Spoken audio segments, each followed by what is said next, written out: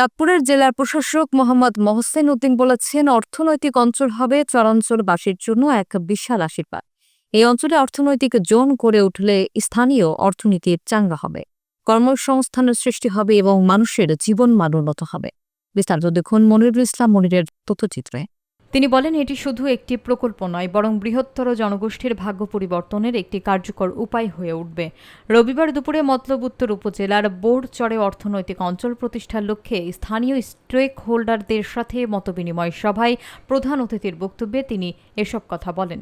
মতবিনিময় সভায় আরও উপস্থিত ছিলেন উপজেলা নির্বাহী কর্মকর্তা মাহমুদা কুলসুম মনি, সহকারী কমিশনার হিলুল চাকমা, এখলাসপুর ইউনিয়ন পরিষদ চেয়ারম্যান মফিজুল ইসলাম মুন্না ঢালি সহ স্থানীয় গণ্যমান্য ব্যক্তিবর্গ। সর্বশেষ ওইখানে যখন বসলাম, সালাম সাহেব, সলিমুস সালাম আর আমাদের শাহিন সাহেব, দুইজনের সাথে আমি আলাদা করে বসেছি, ওনাদের সাথেও আমরা আলাদা করে বসেছি। আমার কাছে মনে হলো যে ওদের সাথেও আপনাদেরকে আজকে যে কথাগুলো বলতে চেয়েছিলাম বা যে বিষয়গুলো নিয়ে আলোচনা করেছি, ওদের সাথে আমরা কথা বলতে চাইছিলাম। মাঝখানে ওরা জানেন যে সক্রিয় রাজনীতি করে।